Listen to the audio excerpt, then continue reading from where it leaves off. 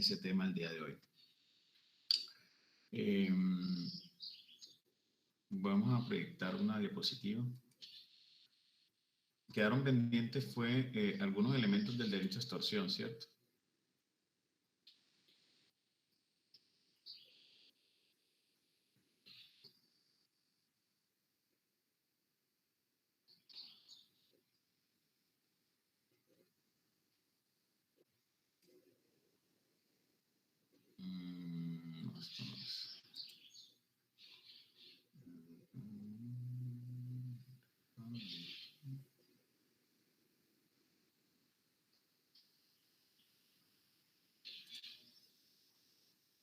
Ok. ¿Alcanzan a ver las diapositivas sobre extorsión? ¿Sí se ven? Sí, señor. Vale. Vamos a ponerla un poquito más grande, a ver si se vean más. Y vamos a trabajar.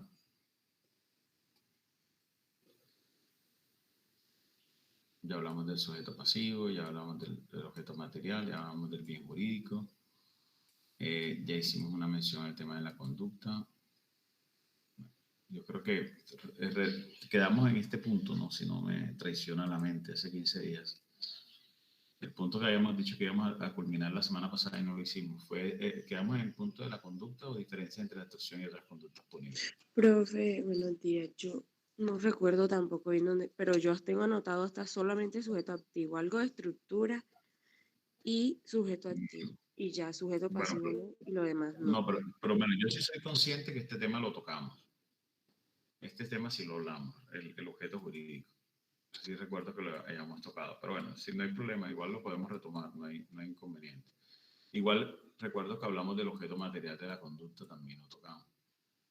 ¿Ya? Y del sujeto pasivo también conversamos sobre eso, pero si tú tienes hasta sujeto activo, bueno, retomemos desde este punto. Alguien, por favor, que me colabore con la lectura, puede ser tú misma, ¿no?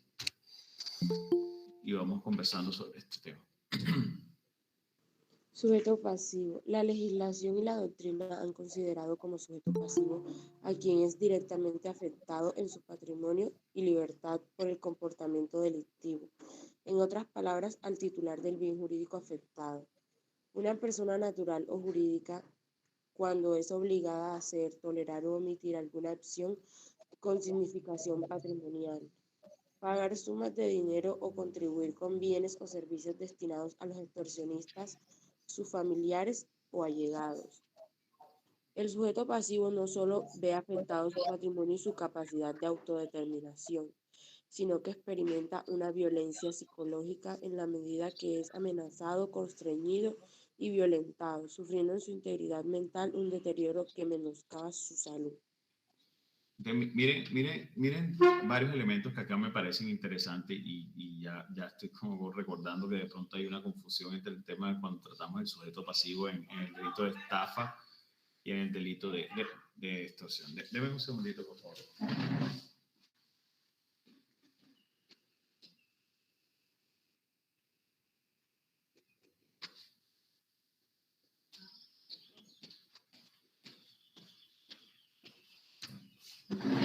Bien.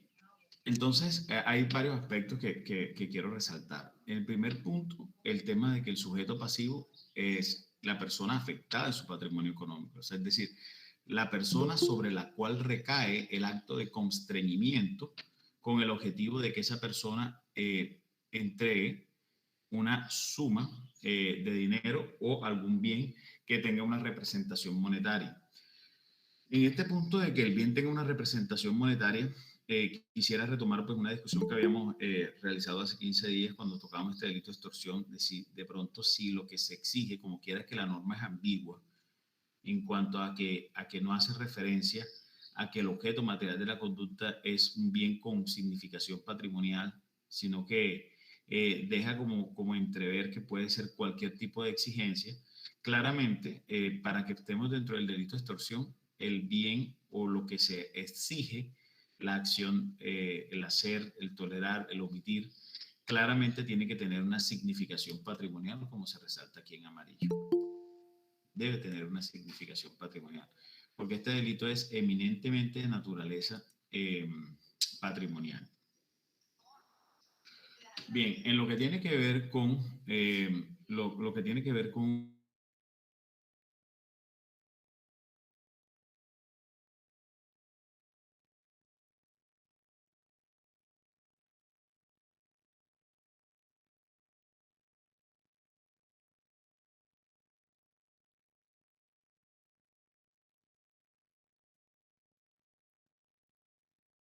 la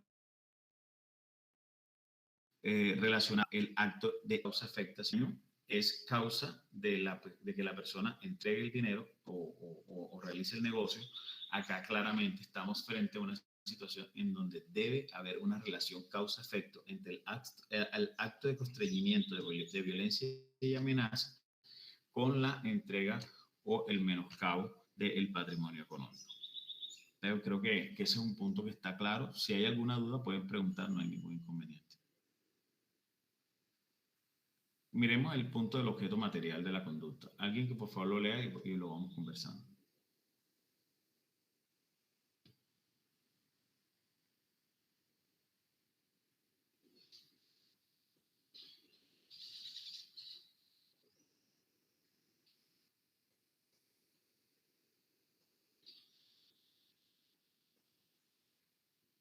Hola, ¿alguien me escucha por favor?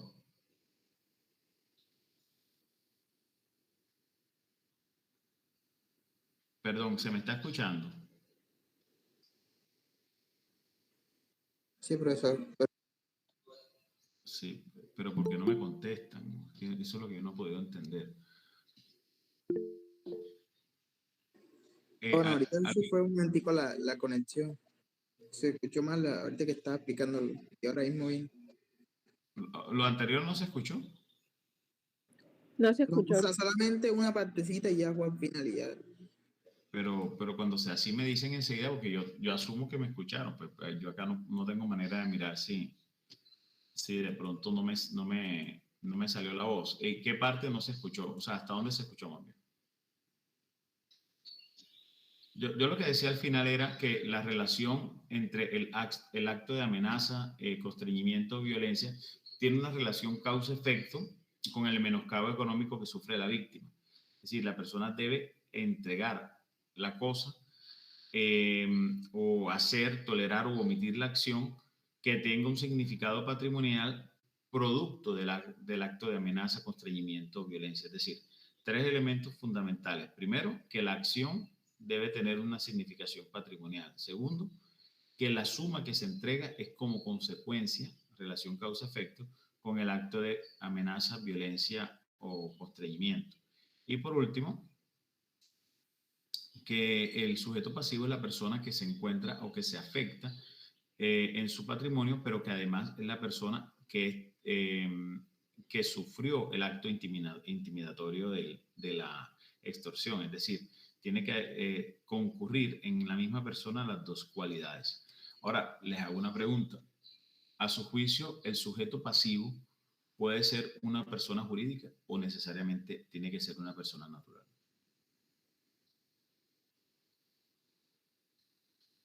¿Qué opinan ustedes? Profe, que habíamos dicho de que era una persona jurídica también, que no estoy mal. Como por ejemplo. Yo creía que, por ejemplo, cuando en alguno de estos hacen estos contratos y entonces de pronto cuando están concursando las empresas y se aprovecha alguno de ellos para...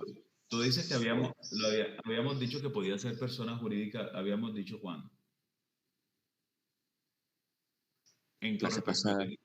Con respecto al No se delito de escucha, extorsión. profesor. ¿Me estás escuchando bien o no? Bueno, vamos a hacer algo. Yo me voy a conectar también, voy a conectarme acá en el computador y voy a conectarme desde mi celular, porque no sé. Profe, no lo escucho.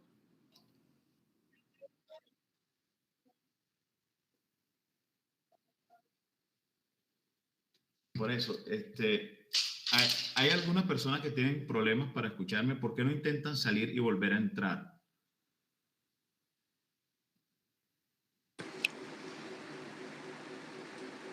Profe, yo personalmente todo el tiempo no lo estoy escuchando mal, pero hay momentos en los cuales no se escucha bien. Bien, yo voy a conectarme con el celular también para poder saber cuándo no se me está escuchando. O sea, voy a entrar como si fuera ese asistente también a la clase para mirar qué dificultad hay con respecto al audio.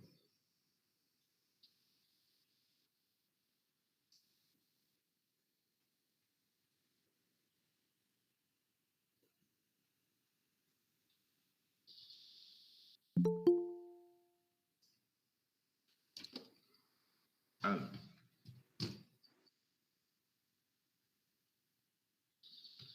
bueno, yo me estoy escuchando perfecto acá en el retorno del audio. ¿Ustedes siguen teniendo dificultades para escuchar? No, profe, mejor. Profe, tengo una pregunta. Solamente cuando hay afectación, pues al sujeto pasivo se le afecta el derecho patrimonial, se configura extorsión. O sea, yo, yo, Sí, yo recuerdo que usted habló la vez pasada de cuando por decir, se le pedía a la persona sexo o algo así. Eso ¿qué es lo que se configuraba? Que la verdad no recuerdo, o no sé, no recuerdo si usted habló de eso. ese punto lo acabo de aclarar. Acabo de señalar que efectivamente para zanjar la discusión que se había generado hace 15 días, claramente el bien tiene que tener una significación patrimonial. Es decir, no estaríamos frente al delito de extorsión si la significación no es de tipo patrimonial. Ejemplo, si tú no sé, constriñes a otra persona a tener una relación sexual contigo, ese es un bien que no, es una acción que no tiene una significación patrimonial, no estaríamos frente a este delito. Recuerdo que habíamos hecho esa crítica porque habíamos enunciado que la norma no era clara en cuanto a que no especificaba que la afectación de la persona tenía que ser eminentemente patrimonial, es decir, el tipo penal no lo especifica. Entonces comenzábamos a criticar la redacción del tipo penal y decíamos, ¿qué sucedería si lo que se estaría exigiendo acá sería otra acción que no tenga un significado patrimonial, como por ejemplo un favor sexual? Ejemplo, que tú, no sé, le digas a constriñas a una persona o la obligues a tratar contigo, evidentemente estaríamos frente a uno de los delitos del capítulo de los delitos sexuales.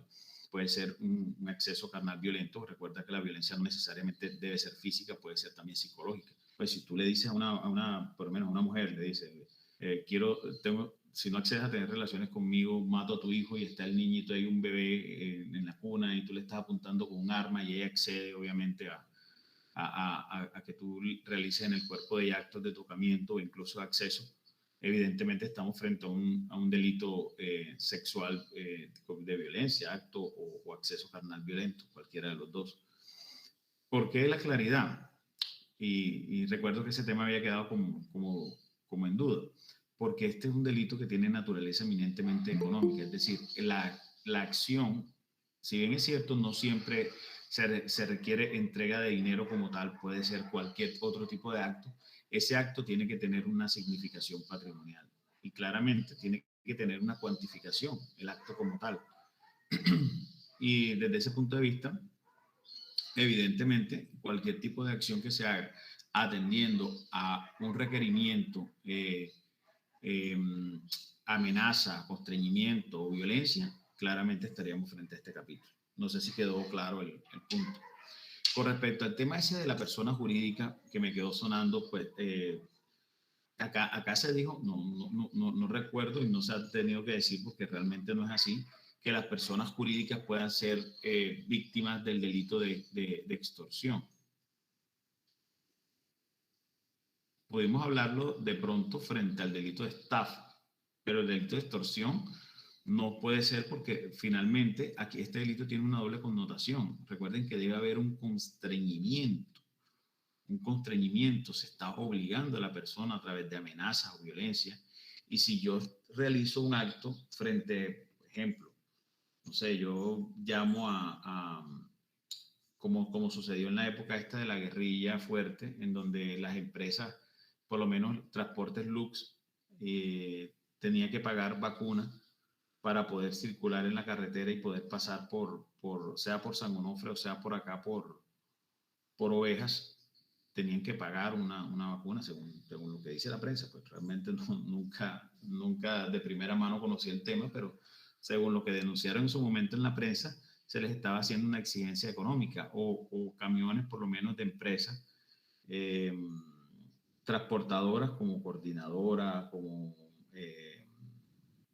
Envía, etcétera, supuestamente, según lo que dicen los reportes de prensa de la época, ellos tenían que pagarle a la guerrilla unas sumas de dinero para que les permitieran pasar por una determinada zona. Entonces, no podíamos decir en ese momento, pues, concretamente, que la empresa como tal estaba siendo sujeto pasivo del delito de extorsión, porque claramente el constreñimiento va contra una persona natural. Ahí de pronto, claramente tendríamos que entender que el sujeto pasivo de la conducta podría ser el representante legal de la entidad. Ahora, que eso genere una afectación patrimonial a la empresa, claramente sí, y que la empresa de pronto era la que tenía que pagar ese dinero de lo que concepto se llamaba vacuna, claramente sí, pero de ahí a decir pues, que el sujeto pasivo de la conducta concretamente sería una persona jurídica, no. Y esto se clarifica un poco más acá.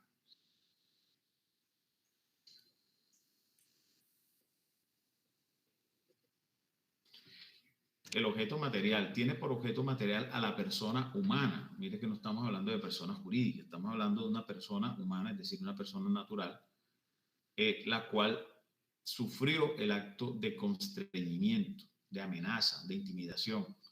Y esa persona es obligada a hacer, tolerar o omitir. Porque si hace un acto, por lo menos, de amenaza frente a una empresa transportadora y de paso le queman, por lo menos, Brasilia. A Brasilia le queman 2 buses porque Brasilia no ha querido atender las exigencias económicas de un grupo armado que se encuentra en una área de influencia en donde Brasilia pasa por una carretera, por lo menos la carretera de Brasilia, Brasilia conduce sus buses por la troncal de Occidente, y vamos a suponer que en la troncal de Occidente, en un cierto punto, hay un grupo al margen de la ley que está realizando actos de intimidación y que todo el mundo que pasa por ahí tiene que pagarle. Brasilia no le paga, que le queman 2 buses, ya es un acto de amenaza directo.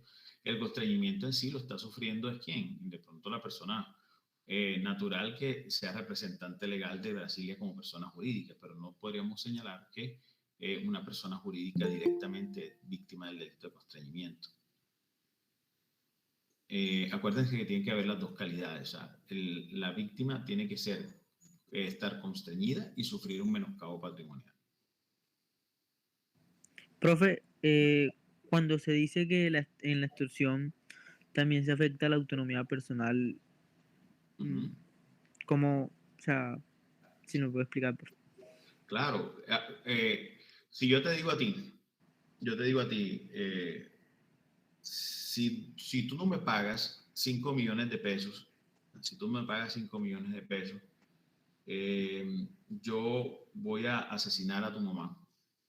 Y eso es una forma de extorsión agravada. Claramente se está afectando la autonomía personal porque o sea, no es tu deseo entregarme a mí los 5 millones de pesos. O sea, no hay un sustento jurídico para que tú me entregues ese dinero. ¿Por qué razón tú me lo estás entregando? Porque producto de un constreñimiento o una amenaza, tú estás queriendo evitar un mal superior y por lo tanto estás haciendo la entrega del dinero. Pero desde todo punto de vista se afecta la autonomía personal porque claramente se te está obligando a realizar una acción que tú no quieres realizar. Y por eso hay una violación o atentado contra la autonomía personal. Y por eso habíamos dicho en cuanto al objeto material, en cuanto al bien jurídico, que este delito tiene la calidad de afectar tanto bienes jurídicos patrimoniales como bienes jurídicos relacionados con la libertad personal, porque claramente se te está constriñendo, obligando a realizar un acto que tú no quieres realizar, ni tolerar, ni omitir. ¿Sí soy claro?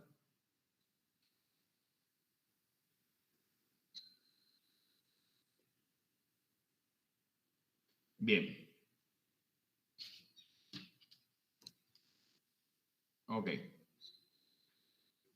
Entonces, continuando con el tema, vamos a mirar la parte inferior de la diapositiva. ¿Quién la lee, por favor?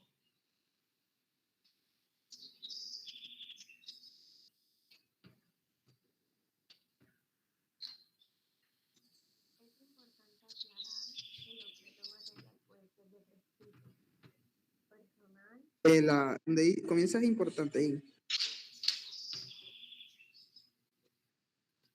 Perdón, había una joven leyendo, pero se le escuchaba muy bajito. Si puede, por favor, levantar la voz, sería genial. Es importante aclarar que el objeto material puede ser de tres tipos: personal, real o fenomenológico. Hablando del segundo, la acción se ejerce sobre una cosa, y el tercero, cuando recae sobre una construcción jurídica, como en el caso de la evasión de impuesto o de la omisión de agente retenedor. Omisión del agente retenedor. Fíjense que desde este punto de vista hay una circunstancia que nos llevaría, y por eso es tan importante, ahora vamos a abordar el tema, de la confusión que se puede presentar de esta conducta frente a otros tipos penales que tienen idéntica naturaleza o idéntica estructura. Por lo menos ahora que hablábamos sobre la violencia, se me venía a la cabeza un tipo penal que no está relacionado ahí, pero que tiene características similares, como por ejemplo la violencia contra servidor público. Si a mí un servidor público, policía de tránsito me para y me va a colocar un comparendo porque yo no tengo, por ejemplo, un casco, voy en una moto y no tengo un casco, o voy en el carro y no tengo el cinturón de seguridad puesto, entonces me va a colocar el comparendo. Y yo en ese momento ejerzo un acto de amenaza contra ese servidor público. Claramente esa conducta se tipifica con el delito de violencia contra servidor público, porque ese delito tiene como estructura el que por medio de violencia impide que un servidor público cumpla el ejercicio de sus funciones o lo obliga a ejercer una acción contraria a sus funciones.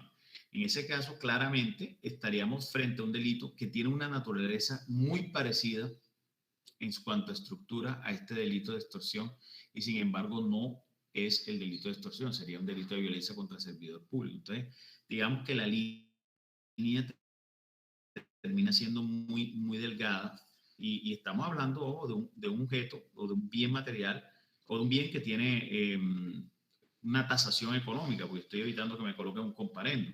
La omisión de él tiene una significación económica, y aún así, mire que estamos frente a una conducta punible que desde su estructura no conformaría el delito de la extorsión. Entonces, digamos que la organización de este delito es bastante compleja en cuanto a que tiene o se asimila a otras conductas que necesitan la misma estructura, pero que se diferencian porque tratan objetos específicos.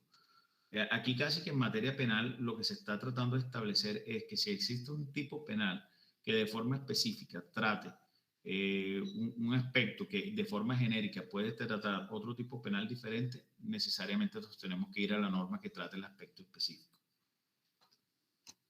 Vamos a mirar el punto del objeto jurídico, que es el que estábamos discutiendo hace un momento. ¿Quién lo lee, por favor?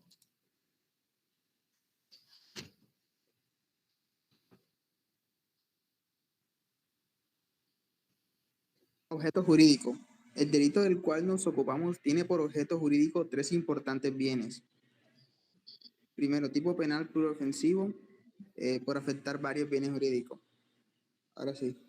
Primero, el constreñimiento afecta de manera directa a la autonomía personal, dado que el sujeto es obligado a hacer, tolerar u omitir algo que no desea o no quiere. Segundo, el patrimonio económico por su relación directa con este, en la medida que se exige un contenido de apreciación dineraria. Tercero, la integridad física y mental del sujeto, dividiendo en una vulneración de la salud y de la integridad física de la víctima. Deviniendo. Bien, claramente hay tres situaciones aquí concretas que se ven afectadas. El primero, se afecta de manera directa la autonomía personal, como ya se lo explicaba el compañero, porque la persona entrega, hace o omite la acción no por voluntad propia, sino porque es constreñido u obligado. El patrimonio, porque habíamos dicho que todos estos elementos deben tener un contenido o apreciación dineraria.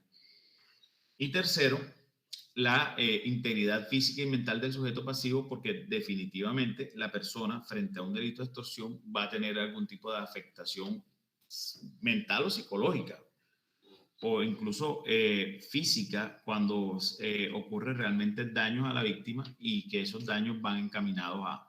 Yo recordé un caso el otro día en donde a un muchacho estaba siendo producto de una extorsión y esta persona pues no quería acceder a esa extorsión de un grupo al margen de la ley y llegaron a su casa y de manera, digamos, ya no como una amenaza, sino como una acción directa dirigida a él, le hicieron unos tiros y alcanzaron a impactar a una menor que era hija de esta persona. Como una amenaza, no estamos amenazando simplemente, sino que estamos actuando de manera real.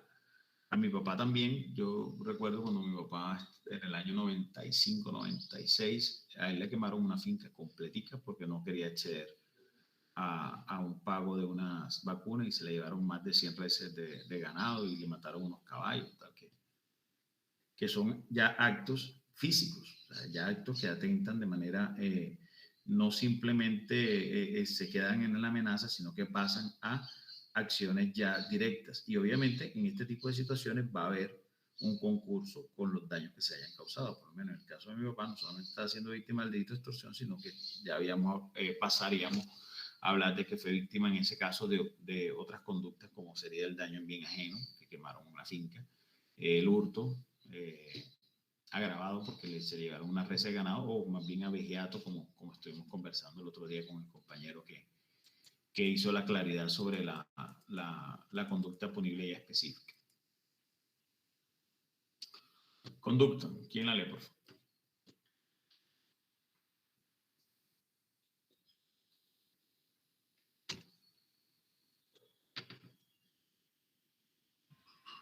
Prohibición. El comportamiento descrito en el tipo penal consiste en constreñir a alguien a hacer, tolerar u omitir alguna cosa. Por constreñir se entiende la imposición contra la voluntad de un sujeto a realizar u omitir o tolerar algo. Es decir, se trata del uso de la fuerza, sea esta física o psicológica, orientada a lograr que un sujeto se determine conforme a los designios de otra que, en este caso, es el extorsionista. Perfecto, yo creo que el tema en cuanto a estructura del comportamiento está perfectamente claro. ¿Cuál es la conducta? El hecho de constreñir. Por eso hablábamos hace 15 días que cuando la persona definitivamente no cumple o con la pretensión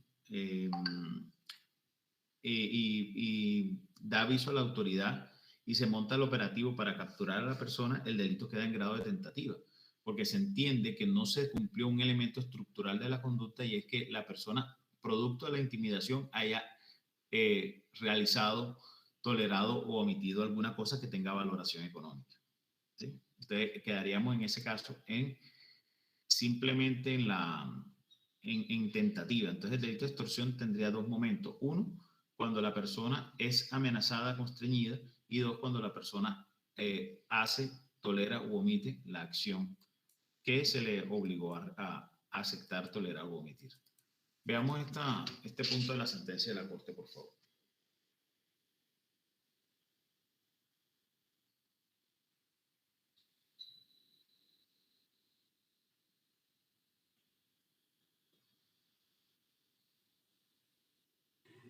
La Sala de Casación Penal de la Corte Suprema de Justicia ha entendido que obligar, constreñir, violentar y compeler son sinónimos y que se llega a esta situación a través de la fuerza. Veamos.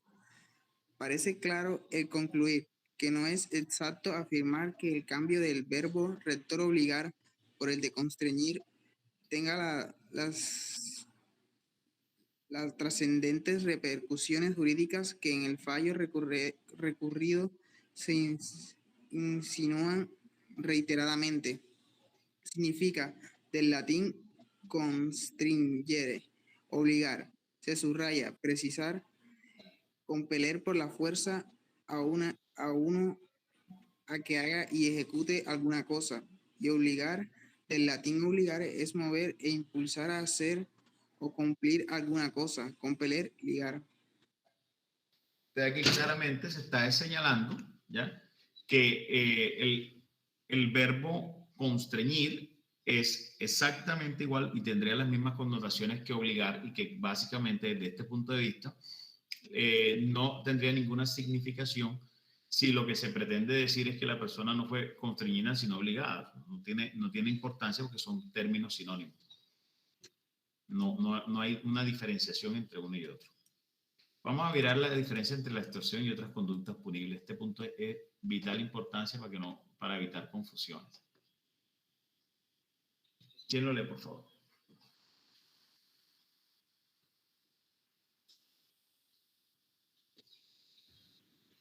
La aparente adecuación de un comportamiento a varias disposiciones de la ley penal, pero solo una de ellas es la acertada y se llega a esta a través de la especificidad, la alternativa, la consunción y la subsidiariedad. En los delitos de constreñimiento ilegal, concusión y extorsión aparece de manera expresa el verbo constreñir, es decir, la necesidad de compeler, violentar u obligar al sujeto pasivo a través de la fuerza para doblegar su autodeterminación. Otras diferencias obedecen al bien jurídico tutelado. Por ejemplo, la extorsión se encuentra ubicada dentro de los delitos del patrimonio económico. El secuestro extorsivo protege la libertad individual, el constreñimiento ilícito, la autonomía. Entonces, miren que aquí en este cuadro estamos haciendo una similitud del delito de de extorsión con otros delitos como el constreñimiento ilegal, el delito de concusión. Se me escapaba hace un momento y lo decía que también lo podríamos asimilar con el delito de violencia contra servidor público o el delito incluso de secuestro extorsivo. O sea, todas son conductas que tienen una naturaleza estructural muy similar. ¿Cuál es la naturaleza estructural de la conducta? A la persona se le está obligando, constriñendo a hacer, tolerar o omitir alguna cosa que tiene, en este caso de la extorsión, una significación económica. Entonces, ¿cómo sería la manera más fácil de separarlos o de dividirlos? Ya se los había comentado. Les decía que aquí la manera más fácil de dividir conductas punibles que tienen relación en cuanto a la estructura fenomenológica de las mismas sería el principio de especificidad, en el sentido de que una conducta que trate un comportamiento de manera específica prevalece sobre una norma que trate ese mismo comportamiento de forma genérica.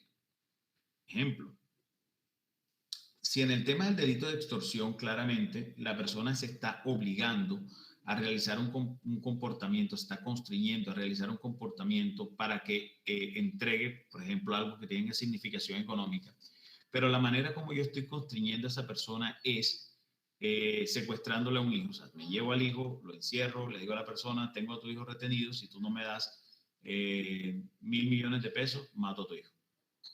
Claramente, si ustedes lo miran dentro de la estructura, encajaría perfecto en la tipificación del delito de extorsión. La persona está constriñendo a otra a hacer, en este caso, hacer, quiere decir, entregar 1.000 millones de pesos a cambio de evitar que sufra un perjuicio irremediable como podría ser la muerte de un hijo. Desde ese punto de vista, ustedes lo miren y dicen, pero es que la estructura se parece mucho a lo que establece el delito de extorsión. Sin embargo, miren que en el delito de extorsión, el constreñimiento se maneja de una forma genérica. Es decir, tú puedes constreñir a la persona con una simple amenaza o con una acción ya directamente, como la que estamos planteando. Por lo tanto, esta acción específica en la cual la persona es retenida para pedir dinero a cambio de su libertad, está encajada o está dentro de lo que es la especificidad claramente señalada en otras conductas punibles, como sería el delito del secuestro extorsivo. ¿Ya? Entonces, en ese caso que está planteando ahora, sería un secuestro extorsivo y no una extorsión. No sé si está claro lo que estoy diciendo o hay dudas. Si lo analizamos con otras conductas, el tema tal vez puede resultar un poco más complejo. como por ejemplo en el delito de constreñimiento ilegal. El delito de constreñimiento ilegal también es un delito contra la autonomía personal que tuvimos la oportunidad de ver el semestre pasado. Y en ese delito, si ustedes recuerdan, se está tratando de responsabilizar penalmente a una persona cuyo comportamiento va dirigido a constreñir de forma ilegal a otra a hacer, tolerar o omitir alguna cosa. Entonces ustedes lo miren y dicen, oye, pero esto parece igualito al delito de extorsión. La ventaja que tiene ese delito es que es un tipo penal que es subsidiario, es decir, en la parte final de ese tipo penal dice a menos que esta misma conducta esté tipificada en otro delito con una pena mayor. Desde ese punto de vista, claramente, cuando ustedes observan situaciones en las cuales una persona es constreñida a entregar un bien que tenga un contenido o una significación patrimonial, no estaríamos dentro del delito de constreñimiento ilegal, sino estaríamos dentro del delito de extorsión.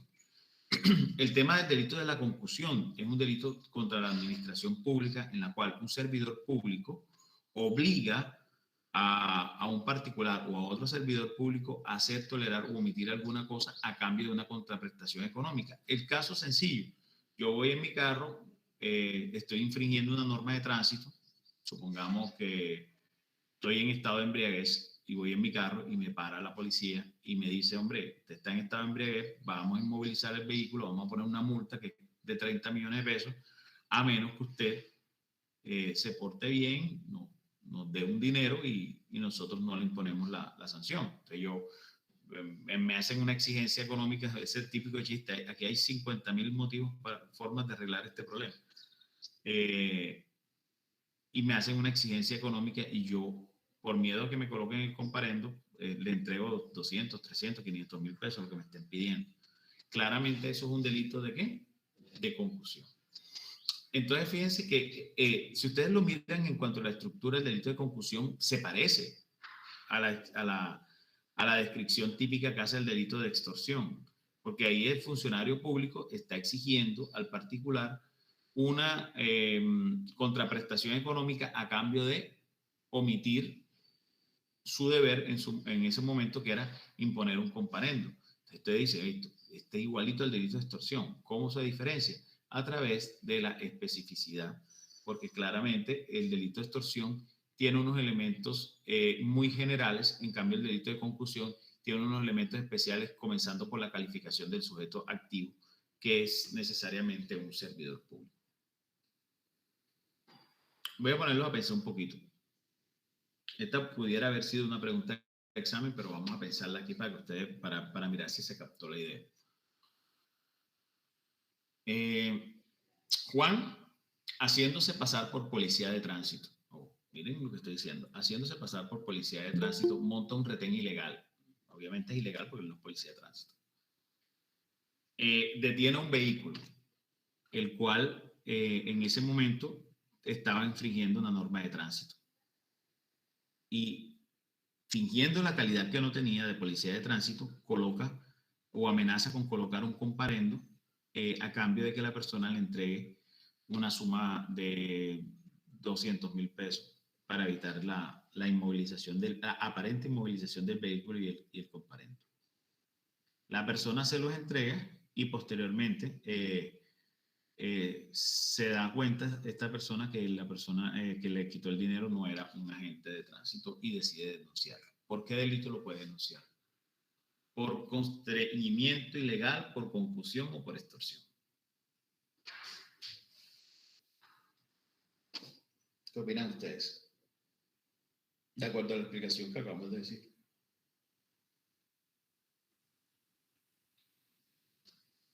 ¿Sí se entendió el caso? Hola. ¿Podría repetirlo? Bien. Repito nuevamente. Por favor, presten atención. Los estoy viendo y demasiado dispersos. El delito consiste en lo siguiente.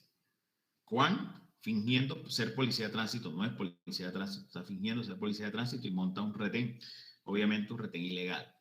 Pone sus conos y todo y tiene ropa de policía de tránsito.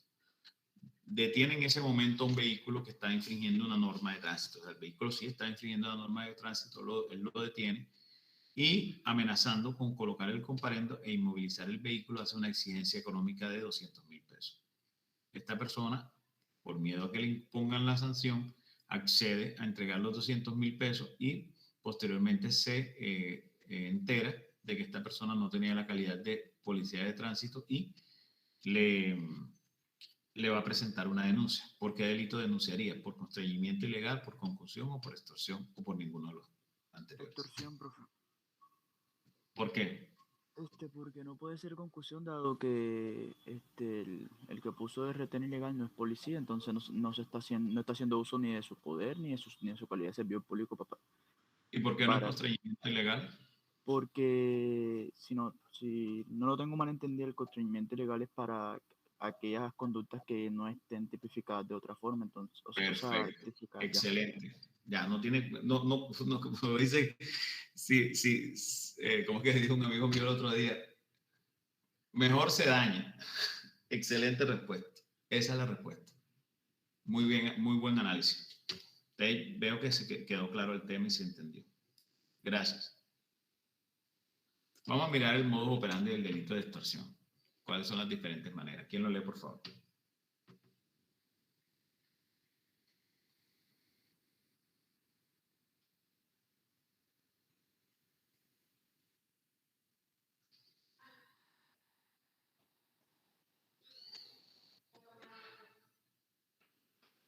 La doctrina ha clasificado la extorsión de diferentes maneras.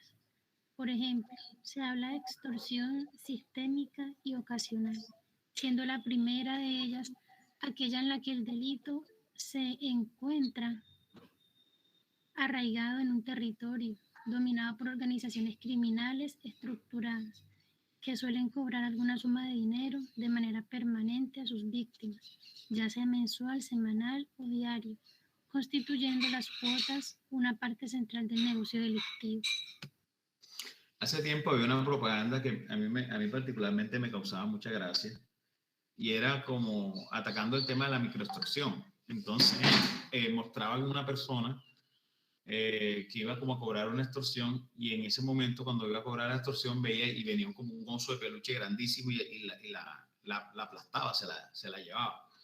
Entonces prácticamente el mensaje de la publicidad era no dejes que la microextorsión, has mirado todo lo que puedes comprar con el dinero que te quitas con la microextorsión, no te dejes quitar, no quites la ilusión a tu familia, algo así, no me acuerdo cómo era la propaganda, pero lo que trataban de significar era que cuando se daba el fenómeno de la microextorsión, que son extorsiones pequeñitas, sistemáticas, como cuando, por ejemplo, un tendero, para poder tener su negocio abierto en un barrio donde está una pandilla, la pandilla le exige una suma económica, pongan ustedes ínfima, de 10.000, 15.000 pesos diarios, pero que obviamente ustedes suman eso todos los días, estamos hablando de por lo menos 450.000 pesos al mes y cuánto suma eso al año. Entonces, básicamente, ese es un fenómeno que es de una extorsión de forma sistemática, es decir, un grupo arraigado en un determinado territorio, una estructura criminal organizada, la cual cobra sumas de dinero de manera permanente.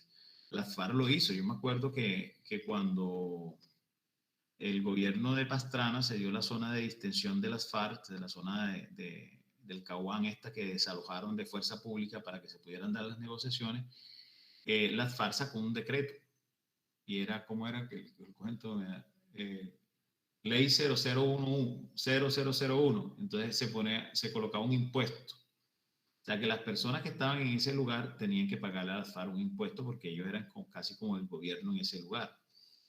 Yo me acuerdo que muy jocosamente cuando le preguntaron a Horacio Serpa, él dijo, esto parece como la canción de Vicente Fernández, La Ley del Monte.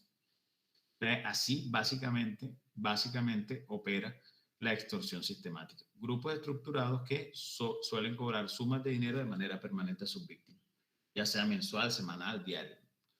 Y la otra extorsión, que es la ocasional, es la extorsión, como su nombre lo indica, que no es permanente, sino que se da de una manera muy esporádica o se presenta una sola vez. Entonces, estaba leyendo un tema de un delito de extorsión en un juicio oral que estuve esta semana, creo que fue el martes. Y yo me sorprendía mucho. Era una señora que estaba siendo extorsionada desde la cárcel. Entonces recibí un día una llamada diciéndole pues señalándole los miembros de su familia, por eso es tan peligroso dar tantos datos personales de uno, y eso sí, fuera de clase se los doy como consejo.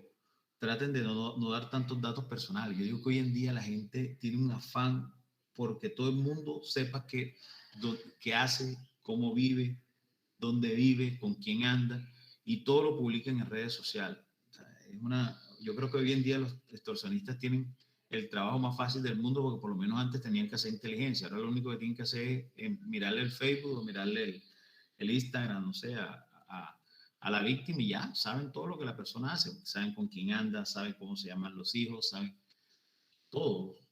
Yo soy extremadamente cuidadoso en eso. Yo generalmente nunca publico fotos de mi hijo en nada. Trato pues de ser muy parco con mi vida personal, porque finalmente es dar papaya, eso es dar papaya. Entonces, una persona le conocen toda su vida, entonces llaman a cualquiera de ustedes y le dicen a esa persona, hombre, mira, vamos a suponer, llaman a Daniela. Daniela, ¿cómo se llama tu papá? Daniela, ¿estás ahí en clase o no estás en clase? Sí, señora, aquí estoy. Sino que no lo escuché Vale. bien en el momento, pero sí estoy. Sigo teniendo dificultades para que me escuchen. No, señora, es mi internet que me da. Ok. Bien. Bueno, llaman a Daniela. Te estaba colocando de ejemplo. Llaman a Daniela y vamos a suponer que el papá de Daniela se llama Juan. Entonces dice, bueno, ¿cómo está el señor Juan?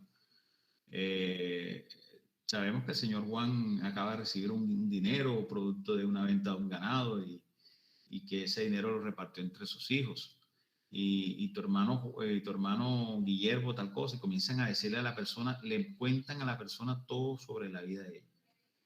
Y tu hermanito fulanito que estudia en tal colegio, que chévere se ve con esa cachucha roja que le compraste. Comienzan a decirle una cantidad de cosas a la persona, que la persona se da cuenta de que su familia está siendo objeto de una persecución hace mucho tiempo y la persona ni lo había notado. Y eso necesariamente comienza a intimidar. Cuando a ti te dan tantos datos de tu vida personal que son tan privados, comienza la persona necesariamente psicológicamente a afectarse. Estamos frente a una persona o que es conocida mía o que me ha estudiado muy bien. Por eso es que hay muchos casos en donde el delito de extorsión en muchísimas ocasiones termina siendo realizado por personas cercanas a la víctima, familiares, incluso hijos. Yo he conocido casos de extorsión de hijos a papá. Y se meten ellos mismos en la extorsión, y tu hijo fulanito, y comienzan a decir cosas del hijo. Claro, si él mismo es el que está dando la información, pone a otra persona que llame y es el mismo que está armando una extorsión a su propia familia. Así como ha habido autosecuestro, ¿no? Personas que se autosecuestran para sacarle dinero a su propia familia. Pero lo que les quería comentar de esta semana de la audiencia esa, a la señora la llaman de la cárcel, le dan una cantidad de datos de su familia, y la persona asustada accedió a dar una suma de 3 millones de pesos, lo consignó a un efecto, y le dieron un nombre de una persona, consigna estos 3 millones a nombre de tal persona, y ella consignó su plática. Que me llamó hasta la atención porque consignó los 3 millones, y no fue que de ahí cobraran la comisión que cobra efecto, sino que lo pagó por aparte de la comisión para que la persona le llegaran los 3 millones librecitos. Cuando esta persona en la cárcel notó que la extorsión había funcionado, volvió a llamar a la persona como a los 3 días y dijo, no, esos 3 millones de pesos no me sirven. Necesito que me consignen 2 millones más. Y la víctima acudió nuevamente y realizó la consignación de los 2 millones de pesos adicionales. Y esta persona, no contento que ya le había quitado 5 millones, 3 primero y después 2, la volvió a llamar y le hizo una exigencia de 5 millones de pesos. Y ahí fue cuando esta persona reventó y dijo, yo no puedo estar, ya te di 5 millones, yo no puedo estar dando más plata, yo soy una persona que dependo de mi trabajo, yo no soy una persona multimillonaria. El tipo insistió, y esta, ni corta ni perezosa, sintiendo que no podía cumplir con la exigencia, porque tal vez si hubiese tenido la plata la daba, acudió al Gaula, el Gaula montó el operativo, resultó que interceptaron la llamada, resultó que la llamada provenía de la cárcel, hicieron el chequeo de la cárcel y sacaron capturaron a la persona. Capturaron al preso, a la persona que estaba presa en la cárcel.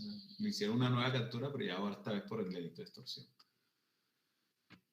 Entonces, a mí me llamó la atención el caso porque yo decía, si esta persona no hubiese sido tan codiciosa, y tal vez hubiese quedado con las 2 primeras extorsiones, eso hubiese quedado hasta ahí, porque la víctima muchas veces teme mucho cumplir la extorsión por miedo a que le causen algún tipo de afectación económica. Les voy a poner un caso. Miren este caso.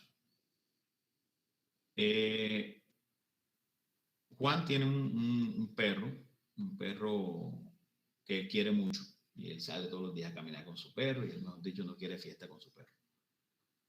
Un día llega a su apartamento y se da cuenta que el perro no está. Comienza a buscarlo por todos lados, dice, se me perdió mi perro, comienza a colocar publicidad diciendo que su perro se le había perdido, eso que colocan en los postes, perrito desaparecido, por favor, si saben algo, informar a tal número. Recibe una llamada.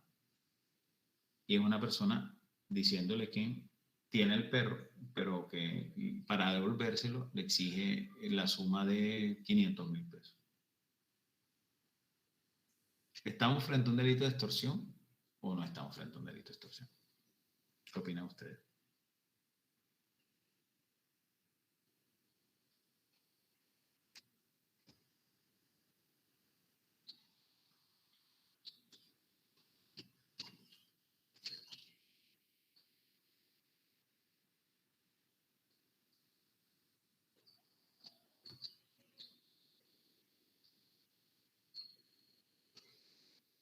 Hola, hola, ¿me escuchan?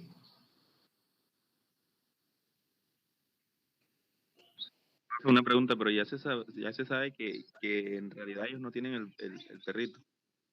No, lo tienen o no lo tengan. En este momento el dato es irrelevante, pero bueno, si quieres respóndelo diciendo no lo tienen.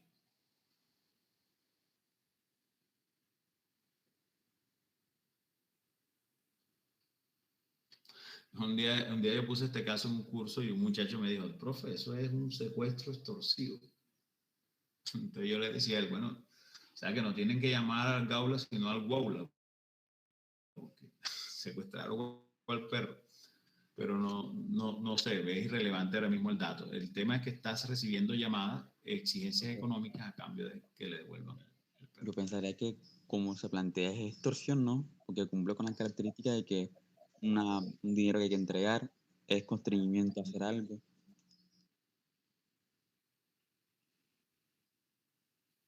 ¿Quién tiene una opinión diferente?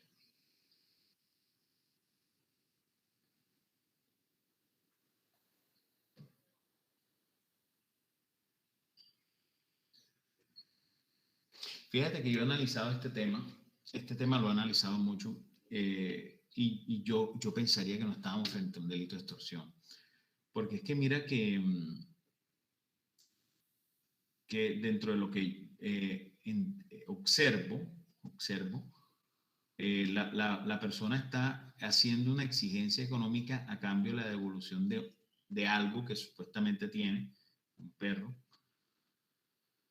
pero o sea, lo pide como manera de recompensa. Es como cuando en una ocasión yo recuerdo a un amigo que se le perdió, se le extravió un celular y carísimo, un celular de alta gama, y recibió después una llamada diciéndole que le devolvían el celular a cambio de que esa persona se había encontrado el celular y que se lo devolvía, pero ellos no dijeron, no, yo te lo devuelvo, o sea, no lo dijo como en manera de constreñimiento, sino, yo lo tengo, yo te lo devuelvo, pero tú sabes, me tienes que tirar la liga.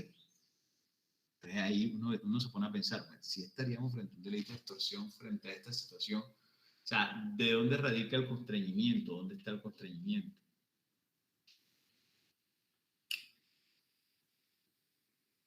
No sé, es como a mí me parece que no se estructuran los elementos del delito de extorsión. Me gustaría de pronto, si alguno de ustedes tiene una opinión diferente, escucharlo. Es que esta clase es chévere, muchachos, siempre y cuando exista una interacción. O sea, este tema de yo lean la diapositiva y explico, y todo el mundo callado. O sea, yo entiendo que hoy es viernes, yo entiendo que de pronto este es un horario aburridor, 6 de la mañana un viernes, pero ustedes matricularon la clase hasta ahora. O sea, si no querían dar una clase un viernes, no hubiesen matriculado la clase y punto. Pero si este es el horario pues, que ofrece la universidad, ustedes tienen la posibilidad en este momento de ver por lo menos la clase desde su casa, no tienen que levantarse a las 5 de la mañana para salir de un pueblo, para llegar a la universidad, la clase a las 6. Entonces, yo sí quisiera que mantuviéramos una disposición diferente, porque es que ya yo he notado, y lo vengo diciendo desde la primera clase, y creo que es la segunda o tercera vez que hago este comentario acá, que yo he sentido una apatía muy fuerte. No sé si por la materia, por el horario o por el profesor.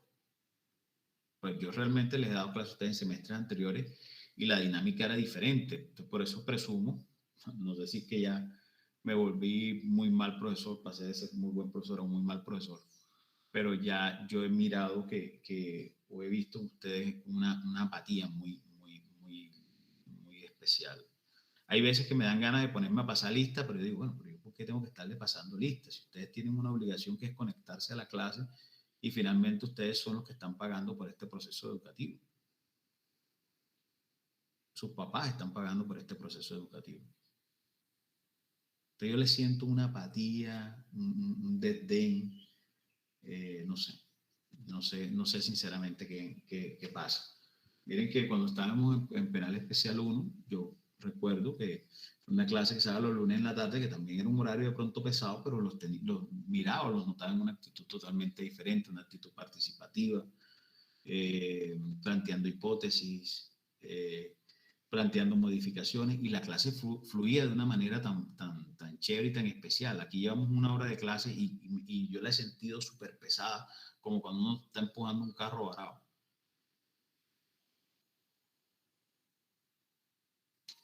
Bien.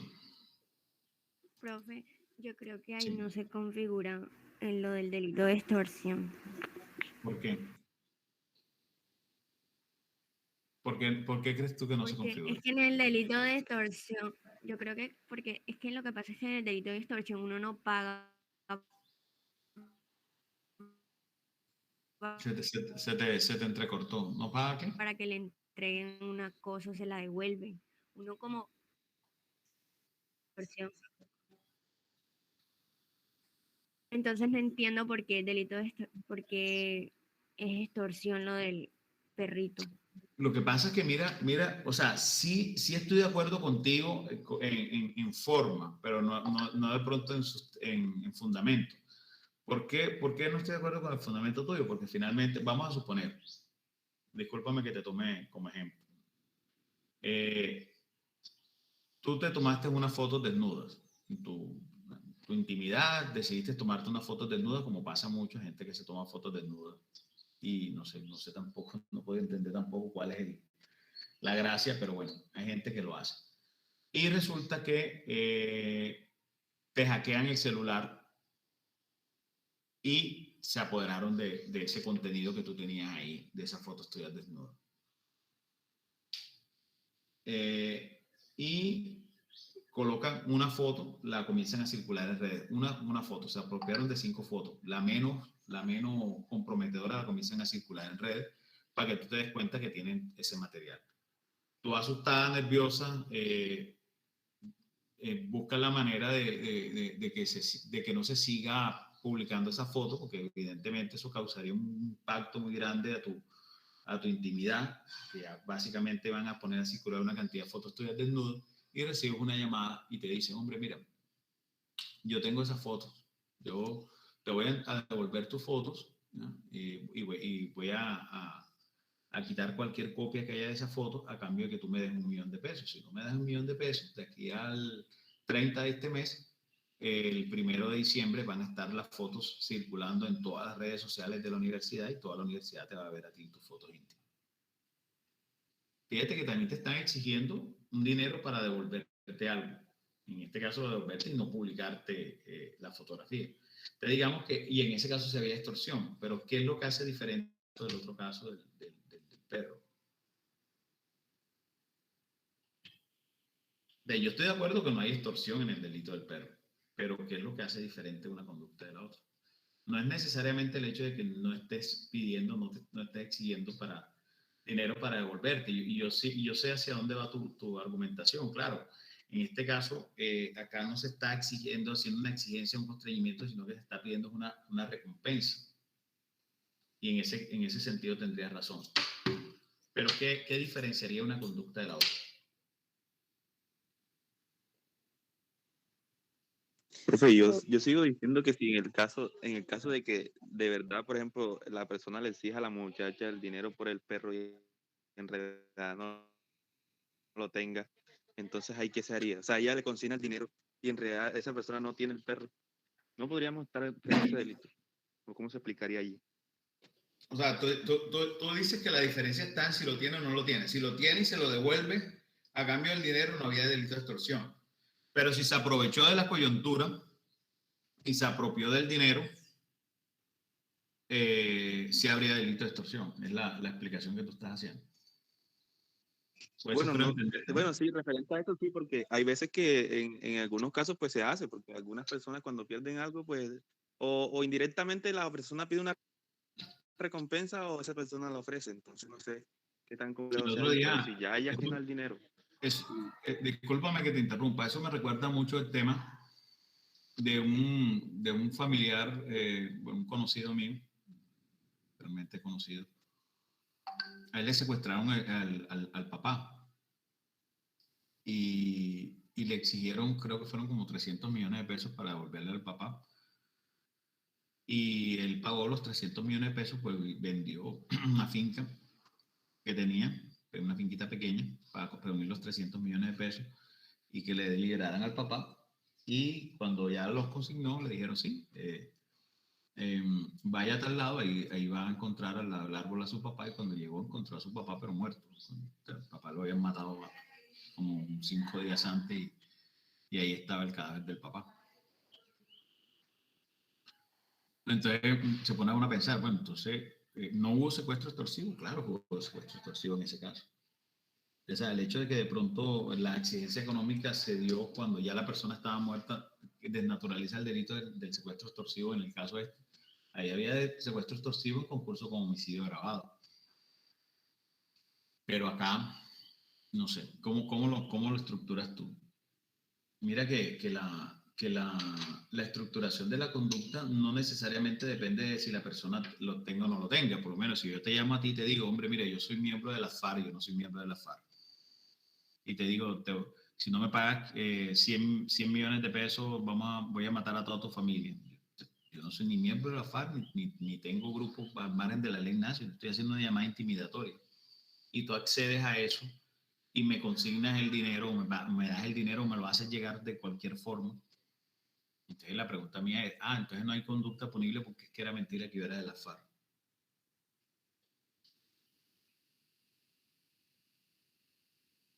Ese es como el caso que uno no cumpla la amenaza, pues si uno amenazó, pues cumple el cometido Claro, psicológico. el contenido psicológico está claro, está claro.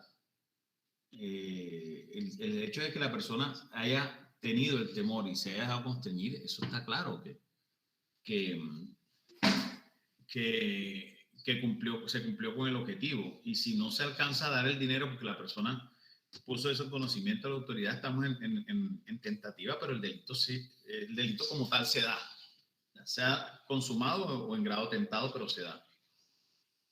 Pero acá sí sería relevante el hecho para determinar si estamos o no estamos frente a la extorsión, el hecho de que la persona tenga o no tenga el perro. ¿Qué opinan ustedes? Profesor, creo, o sea, cuando es delito extorsivo, pues es una persona, pero no sé si eso también se configuraría y eso es lo único que me No, secuestro extorsivo no hay, evidentemente, y por eso me burlaba y decía, entonces no llaman al Gaula, sino al Guaula, pero secuestro extorsivo.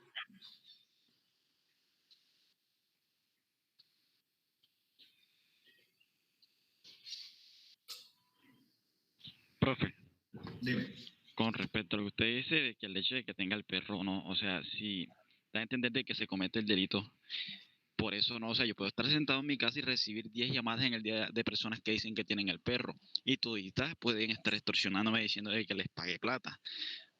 Bueno, de pronto, o sea, si lo hacen con mala fe, pero el hecho de que lo tenga o no para mí es irrelevante, si no es la intención con la que lo hace. Yo estoy de acuerdo contigo. Profe, pero entonces el problema gira en que si se cumple o no el verbo rector, que es constreñir. Y para que haya constreñimiento debe haber cierta violencia. Entonces, como no hay violencia en la llamada, porque no lo están diciendo que es un pago así que hay que hacerlo, sino que, como usted dice, en medio de recompensa. Entonces ahí está el Bingo, problema. bingo, al fin. Bingo. Claro, o sea, yo soy del criterio de que no hay el delito, pues le decía a la compañera que habló hace un rato, yo comparto tu concepto, pero no tu fundamento, le decía a la compañera, claro. Yo particularmente pienso, y vuelvo y digo, yo no tengo la verdad última en esto, simplemente es un caso que se me ocurrió y se lo estoy planteando a ustedes y estoy dando mi concepto. Claramente yo pensaría en este caso que ahí no está claro un constreñimiento, no lo hay. O sea, la persona le están diciendo, hombre, mira, y por eso se los traté de decir de pronto de una manera más clara al muchacho que le apareció el celular y después lo ubicaron y le dijeron, hombre, yo tengo tu celular, pero tírame una liga. A un amigo mío, el padrino de mi hijo, le sucedió en Santa Marta hace como 2 años, fuimos de vacaciones con él, él iba con la esposa, yo estaba con mi esposa, mentira, eso fue hace más, como 3 años y medio, y estábamos en Santa Marta, y de pronto él tenía unas gafas costosísimas, unas gafas le habían costado como 2 millones de pesos, y cuando salimos del lugar donde estábamos, íbamos en el carro y él buscando las gafas, miércoles se me quedaron las gafas en la playa, regresamos al sitio, no aparecieron las gafas. Como a los 2 días ya nos íbamos de Santa Marta, recibió porque él estuvo diciéndole a una señora de un kiosquito que si de pronto alguien aparecía con las gafas, que ese era el teléfono, que le dijeran que él daba una recompensa por las gafas. Y como a los 2 días recibió una llamada diciéndole un muchacho que supuestamente se había encontrado las gafas, que las gafas estaban en no sé qué lado y que le había preguntado y que la señora le dio ese teléfono, entonces que él tenía las gafas, entonces que él está llamando por lo de la recompensa. ¿Ya? Entonces, ahí vamos al punto, o sea, ahí es donde está el acto de constreñimiento, no lo hay. Profe, pero la mala fe no se puede también interpretar en este caso como un acto de constreñimiento. Bueno, no hay un uso así de que te están obligando con un lenguaje que te haga violentarte, pero sí que hay una mala fe que te lleva a ti de pronto a que tú aceptes. No estafa, pero sí de que, digo yo acá, para poder encajarlo. Porque si no, entonces... Regálame un segundito que me está entrando una llamada. Déjame un segundito, por favor. Aló. Sí, aló.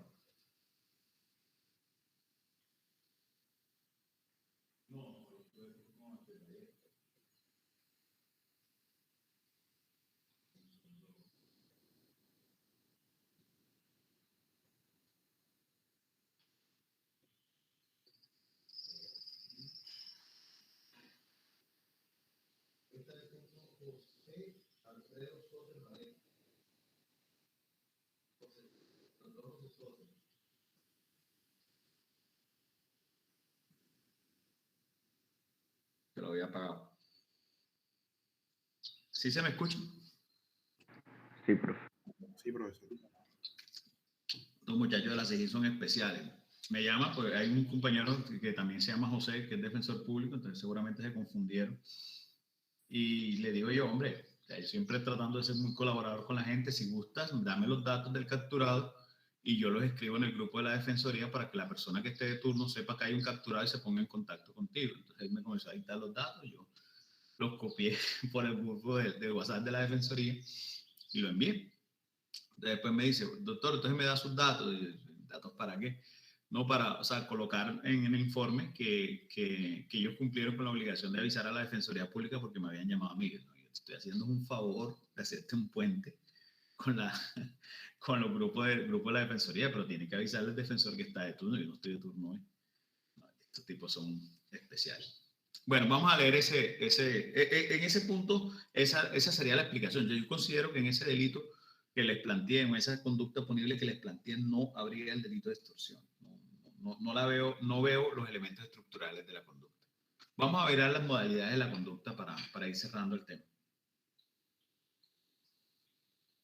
Profe, pero ¿dónde entonces se tipifica esa conducta de perrito? Yo no lo tipificaría, o sea, yo no lo vería, por lo menos, si no tiene el perro, podría ser una estafa. A mi juicio, podría ser una estafa. Prácticamente estoy planteando un engaño. Estoy diciendo, yo tengo el perro, dame este dinero, yo te devuelvo el perro, resulta que yo no tengo ningún perro, podría ser una estafa. Si lo tiene realmente, yo no lo veo como una conducta punible. O sea, no alcanzo a dimensionar la posibilidad, a menos que lo quieras calificar por un constreñimiento ilegal, que la persona lo constreñó a la otra a entregar esa suma de dinero para devolver el elemento, pero no. Como tal, no veo estructurada la conducta punible, por lo menos de extorsión, no la veo estructurada. Profe, ¿Mm? a mí también me pasó algo parecido a lo que usted estaba diciendo de las gafas. Yo una vez también fui a Santa Marta de vacaciones y se me perdió un celular, pero el celular no tenía clave. Entonces, la persona que tenía el celular llamó al teléfono de mi pareja diciendo que él tenía el celular, que se lo había encontrado y cuánto le dábamos de recompensa para él devolverlo. Y también pagamos una recompensa y nos devolvió el teléfono. Entonces, mira que, o sea, yo realmente, en el comportamiento de la llamada, yo no veo la conducta punible clara. Ahora, si se demuestra que la persona no se lo encontró, sino que se robó el celular y después está llamando para pedir un rescate, ya habría otras conductas punibles, pero extorsión no hay por lo menos. Profe, yo tengo una duda respecto al temita esa de las recompensas por encontrarse cosas y así. O sea, uno se encuentra algo y uno diría que por buena fe, uno lo primero que piensa es en tratar de encontrar al dueño y devolvérselo. Entonces, cuando a uno lo llama así, insinuando con una recompensa o algo por el estilo, y los casos que se dan en los que la persona, uno en el momento no tiene plata, lo que sea, y da lo que te ofrece, y el otro dice, no, me sale. O sea, literal lo escucho así, me sale mejor vender. O sea, en esos casos, aunque no lo hubieran pedido con violencia, que yo creo que al final termina configurándose una Lo que pasa es que tú me estás planteando una variable interesante. Tú me estás planteando una variante interesante. Si la persona sabe que eso es mío, ya, pues, supongamos, se encontró mi billetera y ahí están mis documentos. Entonces yo le digo, hombre, gracias, hombre, por devolverme, te voy a dar 100.000 pesos. No, me sale mejor esta billeterita, vale como 200, me sale mejor venderla. Ya ahí, ya sí está la persona estableciendo una conducta punible. Ya sí está estableciendo una circunstancia de variante, porque es que en principio la persona, entre comillas, está actuando de buena fe. Un día, yo me burlaba mucho de un celular que tenía mi suegro tenía un celular viejito ahí, todo eso, ¿cómo era que dicen? La flechita, un 1100. Y una vez que se le quedó en una buceta, y como a las... Y él preocupado, boté el celular, y como a la media hora llamó un muchacho diciendo que él se había encontrado ese celular en la buceta, que dónde estaba el señor para devolverle el celular, y cuando llegó le dijo el tipo, no, deme lo que me gasté en la moto para su celular. O sea, se lo devolvió como que, claro.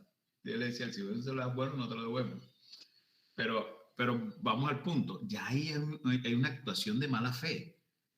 ¿Cómo así que sabiendo que ese es el propietario y me sale mejor venderla, ya ahí claramente estaría la persona incurriendo en una acción dolosa que se escapa dentro de lo que estamos señalando, y es simplemente, yo lo que digo es que no hay delito simplemente en la acción, no, hombre, dame una recompensa por esto.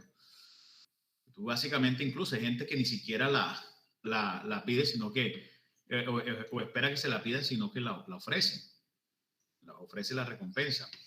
A mí en una ocasión se me perdió, yo tenía una perra boxer que yo quería mucho, y esa perra se me perdió y yo publiqué enseguida unos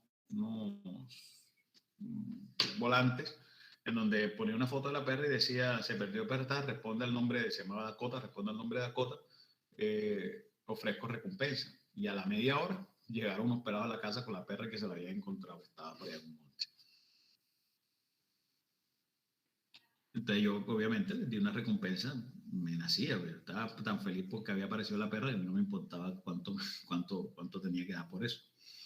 Entonces fíjate que ya es diferente, pero qué tal que yo le hubiese dicho a los muchachos, no, miren, aquí están 100.000 pesos porque apareció la perra, 100.000 pesos, no. Me tienes que dar una suma mayor y ya comienzan a hacerme una exigencia, ya ahí cambia la conducta, ya la conducta cambia. O sea, en el primer punto, en donde devuélveme, tírame la liga, cuando dices tírame la liga, ahí no hay un constreñimiento, pero ya en el segundo punto sí pasamos a un constreñimiento. Sí pasamos a un constreñimiento, ya pasamos a estructurar una acción dolosa con el propósito de constreñir y presionar, porque que me estén diciendo a mí, mejor la vendo, claramente ya me están constreñiendo, ya me están obligando, ya me están llevando a un punto en donde ya yo no puedo negarme a acceder a la pretensión económica. Entonces mira que por eso te dije, la variante que tú estás diciendo es interesante. En este tema del derecho, señora. Bueno, en Sí, el caso de allá de Santa Marta del teléfono, el señor que lo tenía nos puso la suma que teníamos que darle y nos dijo, bueno, llevan la plata a tal lugar y no le pueden, van ustedes solos, no le pueden decir a nadie, fue algo así bastante sospechoso. Sí, Pero fue casi una extorsión. ajá, no pueden decirle a nadie ni nada de eso. Y cuando estén ahí me llaman. Tanto que nos dio miedo ir, pero como era un lugar público. Bueno, fíjate tú, es que no sé, yo pienso que hay que mirar la estructuración del punto, del tema. El hecho de que él haya dicho la suma no es tanto el punto de la extorsión. De pronto el tema estaría en donde si la persona ya comienza a causar algún tipo de presión sobre la víctima, de presión sobre la víctima de forma decidida, que doblegue la voluntad. Porque créeme que, por lo menos, el tipo, no sé cuánto te pidió, pero si el tipo te hubiese dicho, no, me tiene que dar 10 millones de pesos, pues no, se pierde ese celular. Sí me doy a entender. O sea, no era algo que realmente te estaba provocando en ese momento una presión fuerte, más allá del deseo de recuperar el celular que ya de por sí se te había perdido, ¿no? ¿O me equivoco? ¿Sí me doy a entender qué es lo que quiero señalar? No, él lo que pidió fueron, creo que eran como 150. Por eso, lo que te quiero decir es que tú finalmente accedes porque te pareció razonable la suma, es lo que te quiero decir, o sea, no porque te sentiste en un momento dado constreñida o intimidada. Sí, ese día nos teníamos que regresar a Sincelejo, lo que estaba en el celular era más importante y todo eso. Por eso, tú accedes porque al final te parece razonable la suma y no te afectaba, es decir, no fue porque te sentiste constreñida, que, uy, ya tengo que buscar esa plata, Profe, pero ella, yo sí creo que se sintió presionada, profe. Porque ella dice de que ella ese día se iba para Sincelejo, de que lo que tenía ahí era importante. Entonces, para mí, eso también configura un elemento de presión. Entonces, ella también por la presión y porque el precio le pareció razonable. Pero no, o sea, pero la presión no es por que se la estaba ejerciendo la persona, la presión era porque ella se le había... O sea, que tú dices que si ella no hubiese sido de Sincelejo, de Paseo de Santa Marta, sino que hubiese sido una persona de Santa Marta que se le perdió, ahí la presión hubiese cambiado. No, o sea, que lo que ese día no tiene que venirse para acá. Sí, escúchame, profe, es que lo que te presiona, porque no hubiese prisa. pero mira, lo que te presiona a ti no son tus circunstancias personales. Lo que te debe presionar a ti es el acto de la otra persona, la acción de la otra persona. O sea, es un acto eterno a la persona que lo comete. O sea, Exacto. No son tus circunstancias específicas o circunstancias personales. El teléfono, profesor, se perdió de forma extraña, porque el teléfono lo dejamos. No, es que yo tengo claro que a ti te lo robaron y después te pidieron un rescate. Exacto. Por el celular. Eso tengo claro, así como le pasó a mi amigo con las gafas. Eso yo lo tengo claro, ¿ya? Pero digamos que por eso dije, mientras que no podamos probar un hurto, analicémoslo por el delito de extorsión. Yo te iba a decir algo ahora con respecto a ese tema, al tema de la presión, que la presión es de una u otra persona. El otro día, un tío, bueno, él no es tío, él es primo de mi mamá, pero se crió con mi mamá, yo lo veo como un tío. Él me contaba que cuando él estaba soltero en Cartagena, un 31 de diciembre, él se moría de ganas por estar con todos sus hermanos, estaban en Sincelejo y estaban celebrando el 31 y eran las 5 de la tarde y él se moría de ganas por venirse a Sincelejo y entonces llamó a un taxi en su desespero, del deseo de venir a Sincelejo, llamó un taxi y el taxi le dijo, pues son las 5 de la tarde, 31 de diciembre, hombre, mira ya, yo te voy a decir, yo te llevo a Sincelejo a esta hora en ese momento le pidió como 300.000 pesos, que en ese momento, estoy hablando de hace como 20 años o más, era una barbaridad de plata, ¿no? Entonces él trató de negociar con el tipo no, el tipo estaba parado en la raya, que eso era lo que le tenía que dar. Y al final él me dice que por su desespero y su deseo de estar en Sincelejo, él terminó llamando a los hermanos, diciéndole pues que tenía ese problema, y los hermanos dijeron, no, vente, y hicieron una vaca entre los hermanos, y él se vino en taxi, me estaba echando el cuento. Yo después me puse a pensar, como buen abogado, puse a pensar ese tema jurídicamente, y yo decía, hombre, mira, que aquí será que se podría configurar un tema de una conducta punible, o sea, la persona aprovechándose de pronto del desespero del otro, llevarlo a ese punto donde la persona, producto de ese desespero, accedía a darle lo que esta persona le estuviera pidiendo, así sea una salvajada de plata en ese momento, que eso era mucha plata en ese momento, por un viaje expreso de Cartagena a Sincelejo. Entonces, fíjate que lo que tenemos que entrar a analizar, por lo menos en este caso del delito de extorsión, es que la premura externa, o sea, la persona no tenía que saber cuál era la premura que tenía la compañera de regresarse a Sincelejo, de que no tenía por qué saber eso. Eso en últimas termina siendo irrelevante. Le está poniendo una suma de dinero.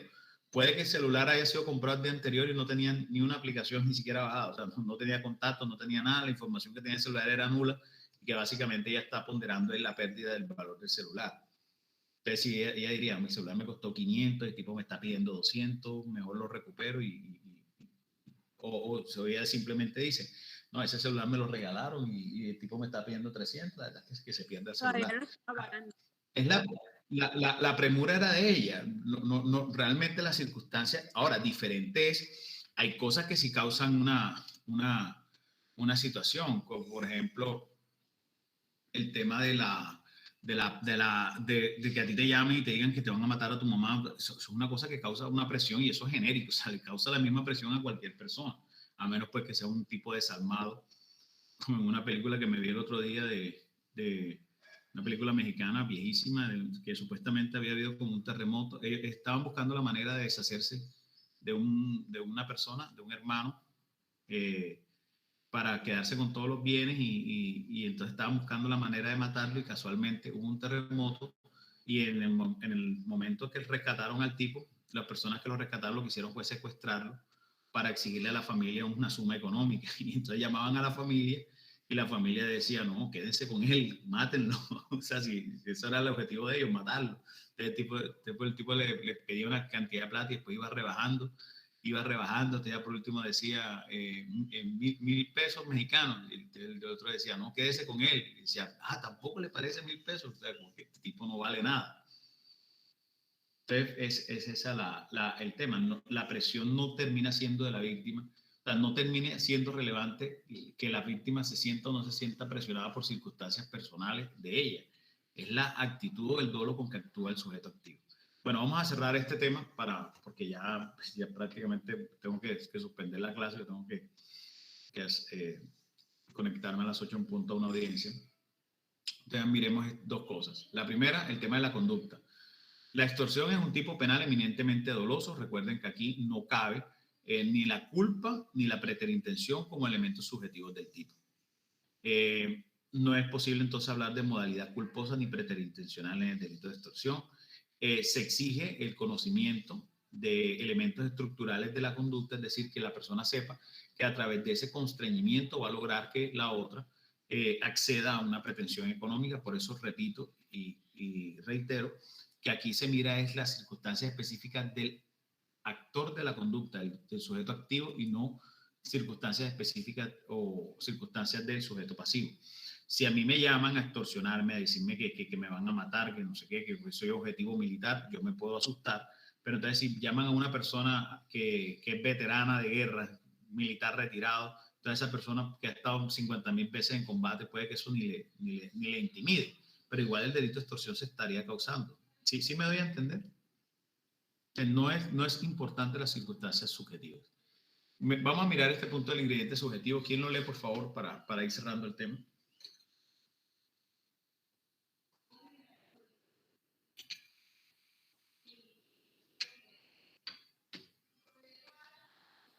Ingrediente subjetivo.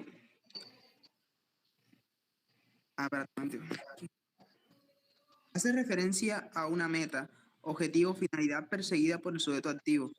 En el caso concreto de la extorsión, el ingrediente subjetivo aparece escrito bajo las palabras con el propósito de obtener provecho ilícito o cualquier utilidad ilícita o beneficio ilícito.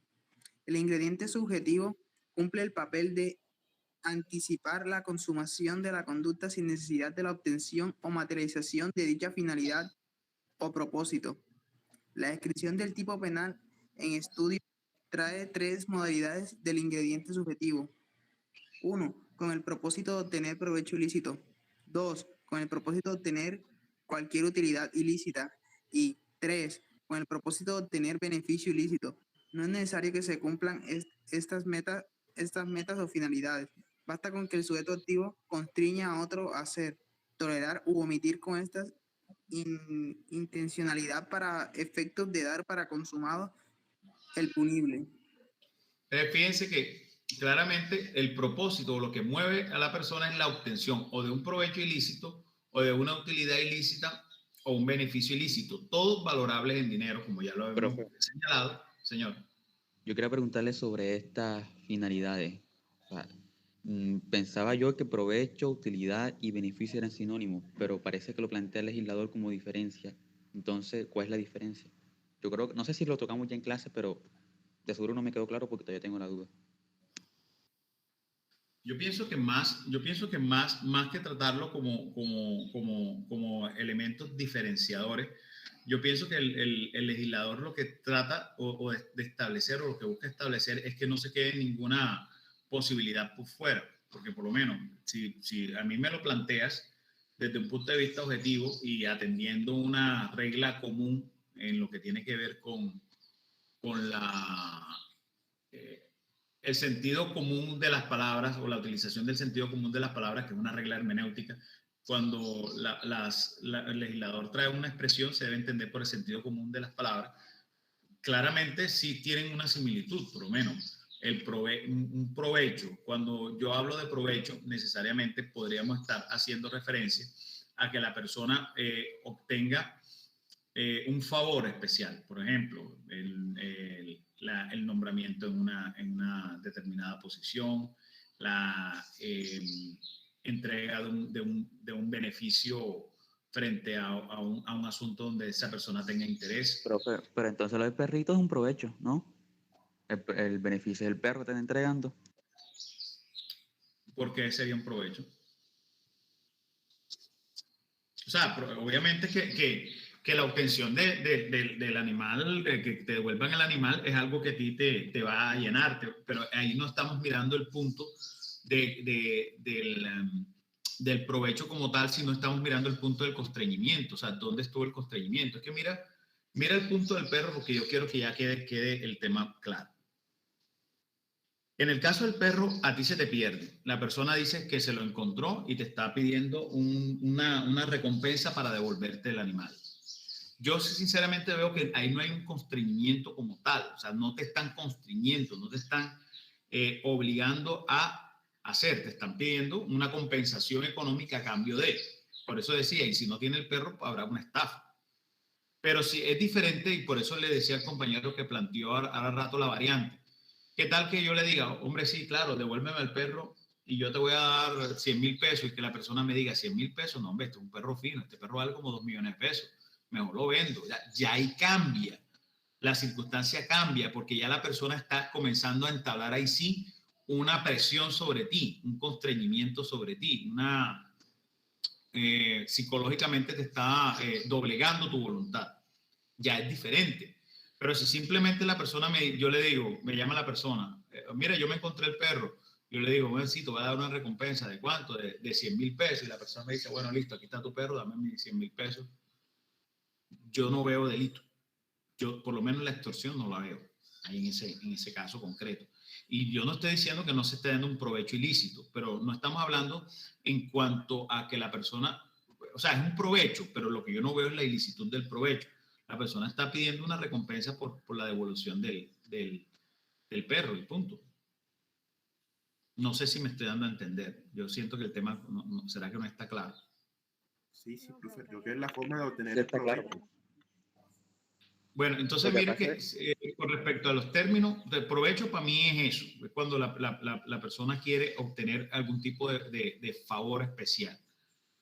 Para mí, utilidad tiene que ver ya con algo cuantitativo, por lo menos una suma de dinero, para mí ya estaría más encaminado a ese punto. Y la palabra beneficio a mí sí me parece muy parecida a la palabra provecho. Sinceramente, diferenciarla desde el punto de vista, utilizando, vuelvo y te repito, esa ley de hermenéutica que dice las palabras deben ser entendidas en su lenguaje común, yo no notaría una diferenciación. A mí me parece que más bien es como un afán del legislador de cubrir cualquier posibilidad, que no quede de pronto nada por fuera, que si frente a un... Profe, pero las tres, utilidad, provecho y beneficio, tienen que incluir lo económico, ¿no? Ya que ese es el objeto diferencial del delito, no solamente utilidad.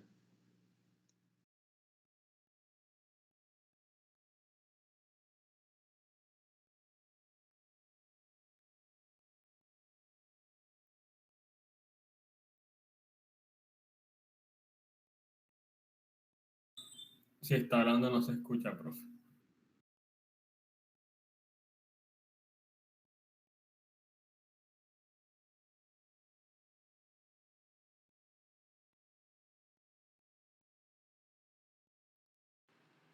Yo tampoco lo escucho. Profe, no se escucha.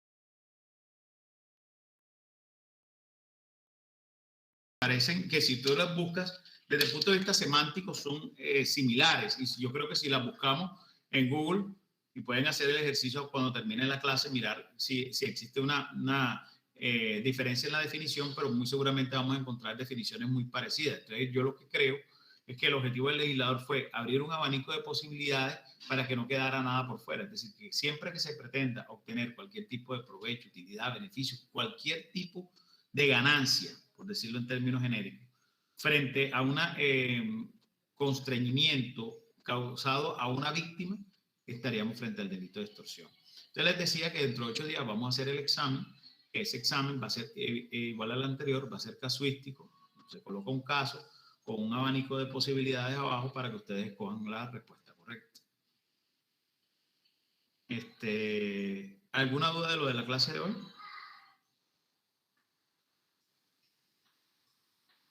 Profe, yo quisiera preguntarle algo que no sé si me quedó claro eso.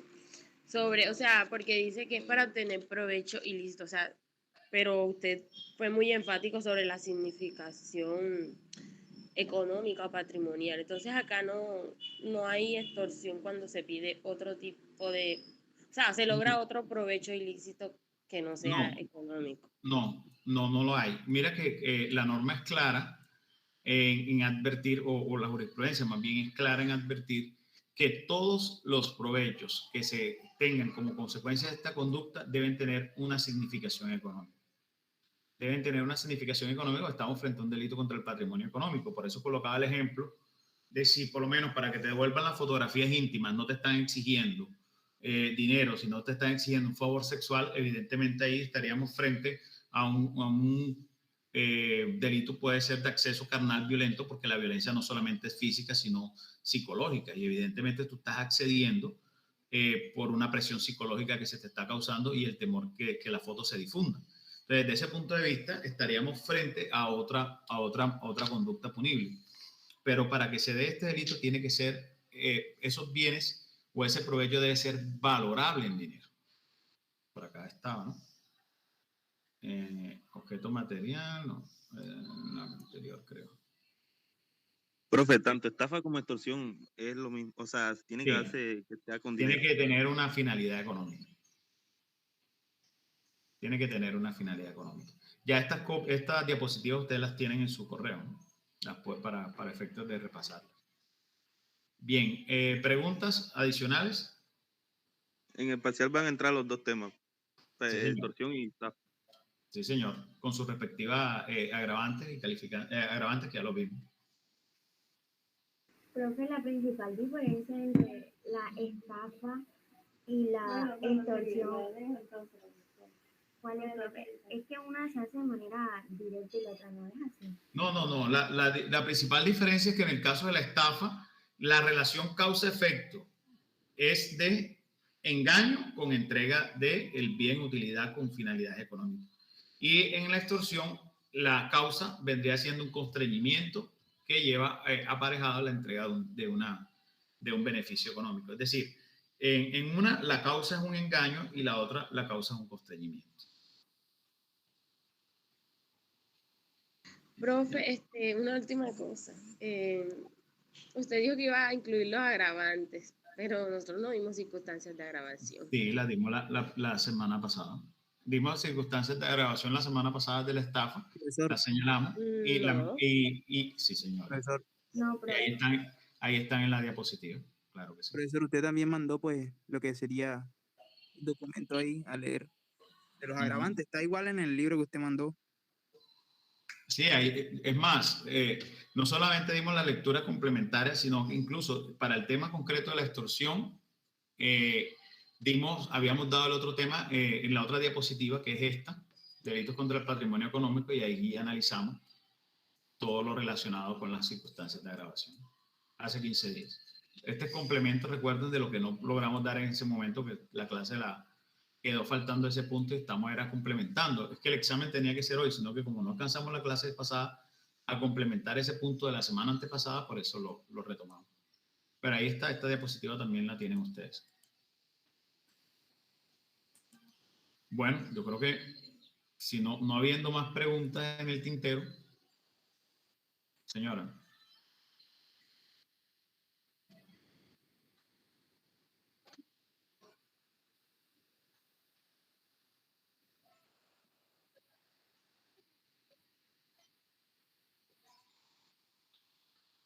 Bueno, sí, qué pena, yo no había presentado a Andrea. Bueno, en la universidad, como este semestre nos organizamos con docentes de tiempo completo por área. Yo tengo la monitoría la coordinación del área penal en la universidad. La universidad lanzó una convocatoria que yo la envié a todos los grupos en donde se podía inscribir para monitoría en el área penal. Ahí decía penal especial 1, pero realmente era una monitoría en el área penal. Hay una monitoría en laboral, una monitoría en administrativo, en las diferentes áreas que hay docentes de tiempo completo. Entonces, Andrea concursó pues con otra persona que se inscribió también. Ella pues salió elegida y es la persona que nos está acompañando, va a acompañarme en todas las áreas que yo estoy en este momento dando en la universidad, incluso áreas no penales como argumentación y hermenéutica. Y con ella voy a coordinar muchas cosas, por lo menos todo lo que tiene que ver con el tema de grabar las clases, que ustedes me lo estaban pidiendo mucho. Ella me está colaborando con ese tema. Ella va a estar subiendo entonces constantemente las clases para que ustedes tengan la oportunidad de darlas, va a estar enviando el link, va a estar pendiente pues de todo este tema. Igual, yo tenía acá una persona pues, que me estaba colaborando. No te desmarques mucho, que voy a necesitar coordinar varias cosas, porque Andrea igual tiene también sus obligaciones. Ella no estaría realmente obligada a entrar a todas mis clases, entonces podría apoyarme en cualquier momento en la persona que me venía apoyando hasta ahora. ¿Listo? Muchachos, les agradezco mucho, les mando un fuerte abrazo. Sí, dale.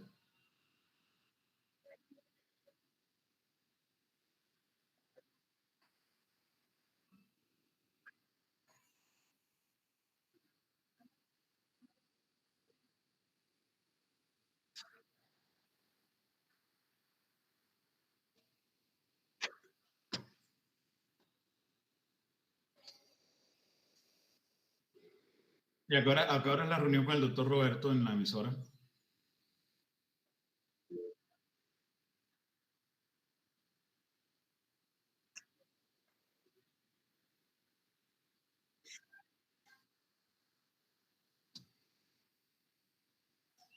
Perfecto, perfecto, Andrea. Muchísimas gracias por tu información. Entonces, manda la información. Yo de pronto, si tengo un ratico, también me conecto y comparto con ustedes un rato.